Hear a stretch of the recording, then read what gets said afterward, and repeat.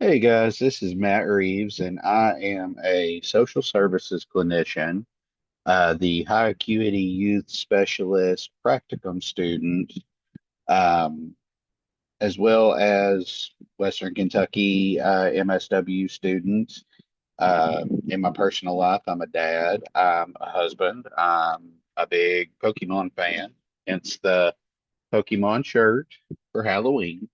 Um, Tonight, I plan on discussing qualified residential treatment placements and why we choose to either place a kiddo in a QRTP, which is the social work shorthand for it, or we choose to place them in foster home or in a family placement. Several options, um, and in particular, the qualified residential treatment facilities can cause some ethical dilemmas for the worker, especially uh, a situation that I recently was involved with in my practicum.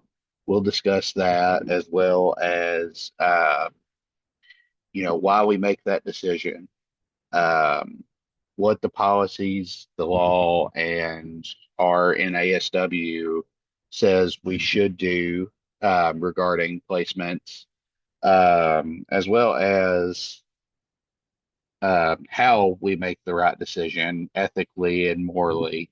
And then we will also help supervise a person making this decision, what the role of the manager is, and some steps the manager can take as far as helping the worker make the right decision. And then finally, we will wrap up uh, with discussing the dilemma and closing out.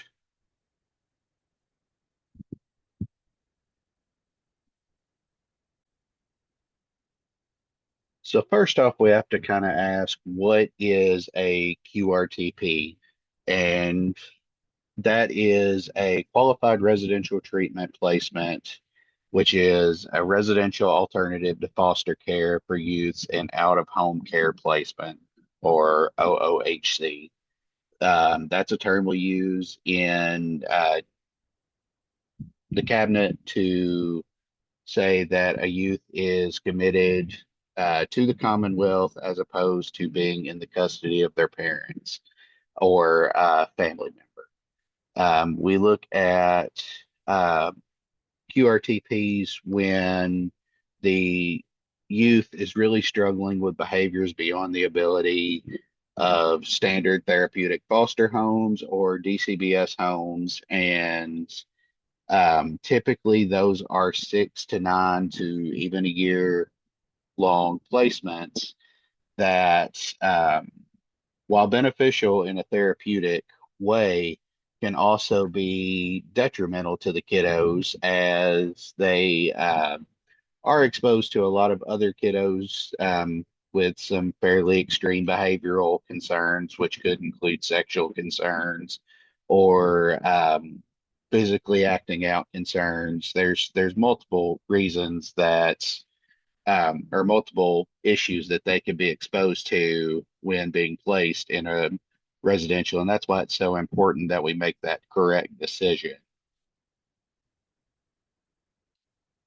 So, when we're talking about the ethical dilemma that we'll be discussing today, this was actually a situation that my practicum supervisor and to a lesser extent myself played part in to help a youth that was currently hospitalized, had just recently come into DCBS custody.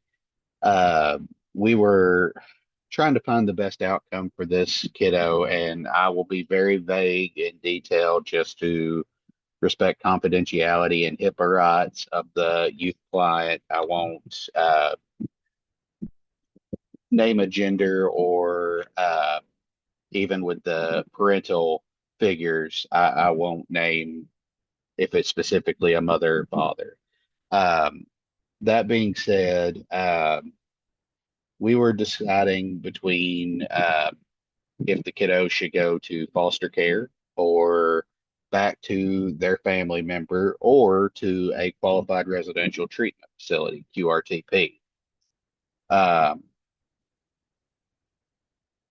I may refer to this kiddo as Hay, which is another social work jargon, basically high acuity youth, meaning that the kiddo is facing potential statewide rejections and placement searches, and they are currently uh, leaning towards the QRTP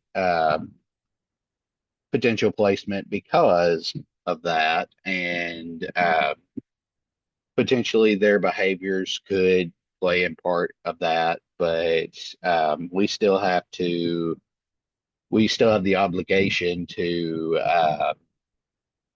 you know, make sure that we are making the right decision for this kiddo's placement.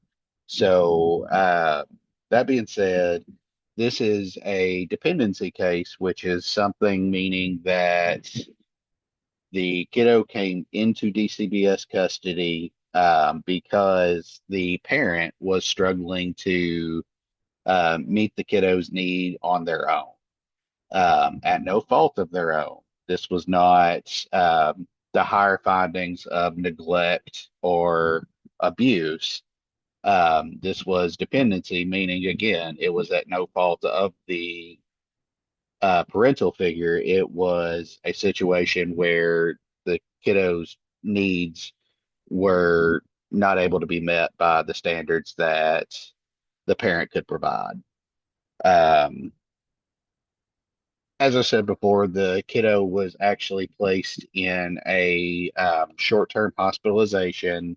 And when the kiddos are placed in hospitalization, they tend to either make recommendations for or against further more restrictive placements. In this case, the hospital was making the recommendation of qualified residential treatment. Um, However, there was more to the situation, and the hospital was actually going on the false belief that this was a neglect situation when in actuality it was a dependency. There was a situation in the family's home in several years ago where it was stated that there was involvement with a youth fatality of a young child. Um, this was not the case. And this was adamantly argued against by my field instructor as well as myself in later situations, in noting that the kiddo would be a danger to other kiddos in the home. Um, Again, that was not the case. A appropriate investigation took place, and that was not found substantiated, meaning there was no finding. Um, it was unsubstantiated, meaning that the proof was false, that that did not occur. Unfortunately, there was a fatality, but it was found at no fault.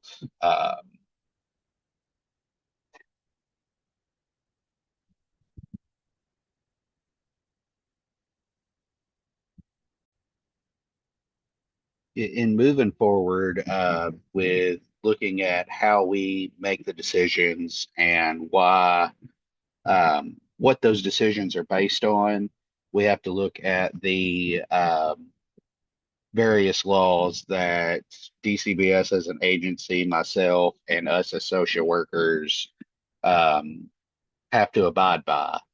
Um, the first one of note is the federal law, which actually was signed into law in February of 2018 under the bipartisan budget bill of 2018.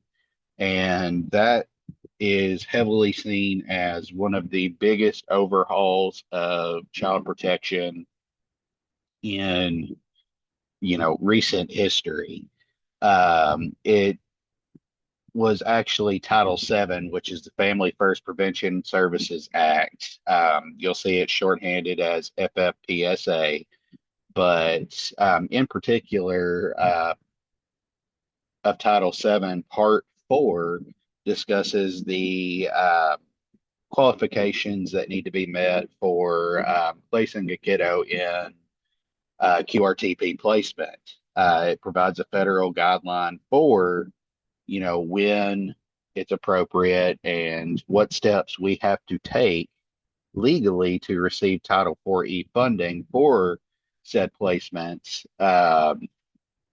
as a state agency. And not that it is all about um, money necessarily, but the funding goes a very long way to being able to meet the kiddo in our example story, as well as all the other youths that go in and out of DCBS custody, unfortunately, on a daily basis. Um, Moving down a level, we have the state level laws, which Kentucky revised statutes of Chapter 620, subsection 170 and 180, which involves voluntary commitment, which would be a dependency situation, just like the ethical dilemma we had talked about, as well as the administrative regulations for out of home care, which also is noteworthy of meeting the least restrictive uh, placement options for the youths that come into DCBS custody. And finally, and probably the most detailed of the three so far we've talked about, is the DCBS standard operating procedures, specifically for Chapter 4, Section 51, subsection 1, which denotes specifically how we go about placing in qualified residential treatment facilities. Um, it's about 8 pages of detail in the steps that we take to ensure that we are doing the best for the kiddo and their needs. And then, of course, we have uh, if not the social work Bible, the one of the chapters of it, the National Association of Social Workers Code of Ethics. And that is what all social workers should abide by as the ethical standards for which we strive to meet for our clients. And that will dive into the next section of the presentation, which is seeing that we are following the code of ethics, which, to take the example of the ethical dilemma that I'd shared earlier of us disagreeing with the hospital's recommendations that were based on false uh, rumors, basically, false information that they had. We can look at the code of ethics to break down if the decision being made was correct or if it wasn't. So we look at the code of ethics and we can say, okay, yes, there are some ethical standards that we can compare this concern to, including, that of least restrictive placement, according to, um, or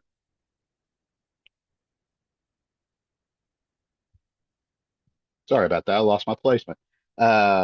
Commitment to the clients. We have our ethical responsibility to advocate for the clients to their best interests. And of course, like I said before, the least restrictive option. There's not specifically that I could find a portion of the code of ethics that straight up says we do not do QRTP or we do residential treatment for this, and this situation. So we can follow the no branch of this and use the ethical rules screener, which is actually on the following page. And we can take a look at, um, first off, in a qualified residential treatment facility, would the person's life be protected? Absolutely. The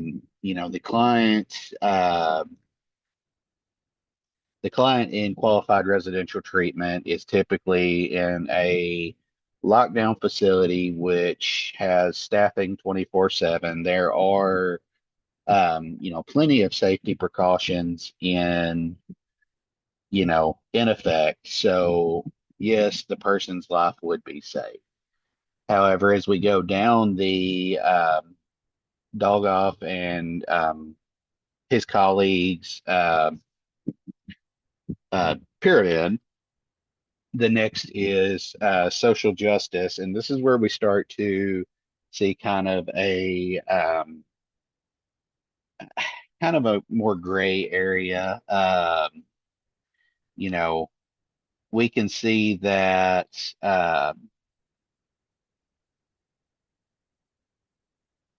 it our situation kind of violates some of the clients' legal rights. It's not least restrictive. As we go down, we can see that it does deter their right to freedom because it is very restrictive. Um, and as we continue to go down, the least harm, for example, we noted earlier exposure to some pretty extreme behaviors that some of the other kiddos in the placement may have that may in turn, teach the kiddo some less than desirable behaviors that could escalate their situation even more. As far as quality of life is concerned, you look at it, I mean, they are very restricted and they are very limited in what they can and cannot do, including seeing their family, which is huge, especially if these kiddos are not post termination of parental rights, which the kiddo in our example is not.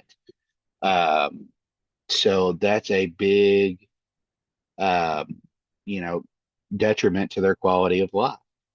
Um, as far as privacy and confidentiality, as well as, truthfulness and full disclosure for the client, as a worker, we are not going to tell this kiddo that, oh, well, this is the only option. We are stuck. We're going to QRTP when that's not necessarily the case, especially when it's based on not so accurate circumstance. And as far as the confidentiality is concerned, we have that responsibility to the client to keep their situation as um, confidential as possible, and that is where when we argue against QRTP in this case, we cannot necessarily disclose the full findings of a previous investigation, even though they would, um, you know, negate that it would make our argument much simpler. But due to privacy rights, we have to be very careful on what we can and cannot disclose. So we can continue to argue in a more vague way to ensure that this kiddo's placement is the most appropriate for them. As we move forward, um, we can review the steps that we took. We, of course, went through uh, Doglov's steps. as well as first and foremost consulting the code of ethics as well as the legal standards that we are meant to uphold. And of course, the final decision for placement is made by the custodian, which in this case, the kiddo's in out of home care, and the placement decision will be made by DCBS. And currently, that decision, as this is still an ongoing situation, will potentially be to return to the biological parent or parents that are involved, as that is what they want, that's what the client wants, and we would work very hard to put in as many services as possible to hold that placement together. And this is atypical because we would technically be going against the qualified mental health professionals' recommendations. Um, However, the practicum supervisor that I keep referring to is also a qualified mental health professional, and she is actively arguing against QRTP for this client. So I trust my instructor's word, and honestly, I'm seeing the flaws as I think critically on the situation, um, based on the hospital's potentially errored thinking. As we move forward, we're going to take a look at supervising the decision-making worker. Now, in this case, I'm technically not the decision-making worker. I'm not the case manager for this kiddo, but in a scenario similar, um, I would be the subordinate worker to my current practicum supervisor. Um, so that being said, supervising the decision-making workers should be a collaborative effort, especially when making critical placement decisions, such as qualified residential treatment. The supervisor should utilize the following skills by taking a step back and actively listening, acknowledging that the worker, just like the client is the expert on their own case, the worker is most likely more knowledgeable about the on the ground everyday situation for the client. So the supervisor should acknowledge the worker is going to know the client better than they do. And that's just, the supervisor may be supervising multiple cases, whereas the case manager should ideally have uh, much less cases. That's not always the case, but that should be the situation. Now, as we keep going down the list, the supervisor wants to ask the worker their thoughts on placement and confirm the worker's positive contributions to the decision making.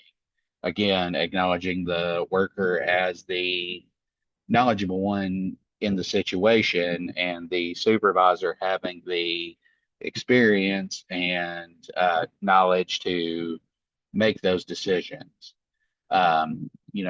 We would also encourage the worker to talk to the youth client first. Their input is huge, and their willingness to work through or not work through a certain placement is going to be key to any success because it's their case. Like I said earlier, the client is the expert, even if they are struggling with certain behaviors that have potentially landed them in the situation they may be facing.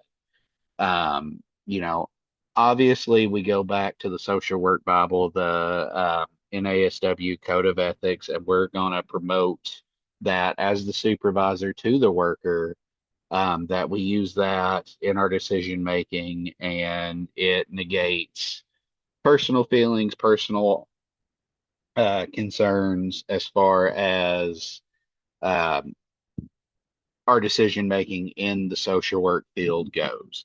Finally, we'll provide some constructive criticism, um, and make sure that the worker goes away feeling validated in what their thoughts and their processes were, as well as making sure that we are meeting the best outcome for the kiddo. And I am currently on the screen twice. That picture was around 6 years ago, my last day as a manager at a local Walmart. Um, and I was very nervous, but little did I know I was about to start my social work journey, because about a month later, I started as a worker, um, learning to make these decisions as I go along. Um, I had no idea what I was getting into, and no idea that I would one day be giving a presentation like this to get my graduate degree.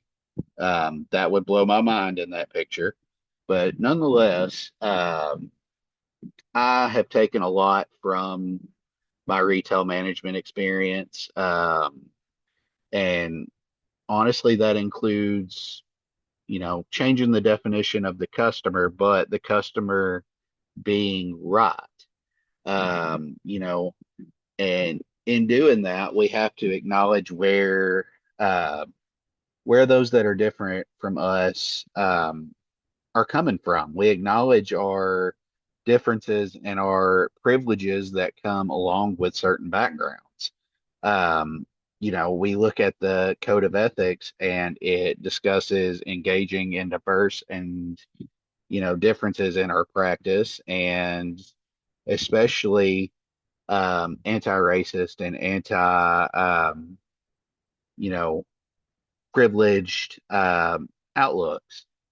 As a white male straight guy, uh, I have to acknowledge and take a step back when I'm working with, clients, um, you know, of different backgrounds, of different ethnicities, of different sexual orientations. I have to take that step back and acknowledge that, hey, my word may be taken more seriously based on white privilege and what I call dude privilege, as a male in a female dominated work environment. It does appear that my word can sometimes push a little further, which is not to say that the female workers aren't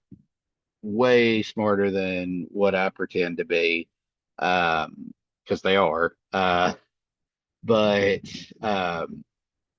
I acknowledge that my word may go further, and that's why it's important for me to advocate, to say, hey, no, this person has a very valid point, regardless of their background. And, you know, we should acknowledge and, if the answer is correct, it's correct, and we should support that. I may be proven wrong when discussing these situations, but if I am, I can accept that and, advocate that, hey, I was wrong at first. I was wrong in this decision, but this person, you know, different, same, whichever way, had the better, decision made. And just kind of piecing it all together, making the decision between QRTP, foster care, and potentially a family placement is a huge decision that cannot be taken lightly. Um, sometimes it's necessary, sometimes it's seen as the only option, sometimes it's not an option at all. But every time qualified residential treatment is on the table, we have to remember that this could it could be very good for a kiddo, but it could also be very detrimental, and we have to weigh those options. It's not simply black and white thinking. It's we have to think critically and determine if that restricted level of placement is necessary. If it's the only option, how can we fight to find another option if it's not the best for that kiddo? So, all that being said, I appreciate y'all hearing me out. This is a collection of my references for this presentation. I hope that you were able to take something out of my ethical dilemma and, just to recap, this is an ongoing situation, but I think that with the supervision I think the correct decision will be made between the various DCBS workers that are going to make it. So, again, this is Matt Reeves. I appreciate you guys hearing me out. Y'all have a good evening, and we will see each other next time.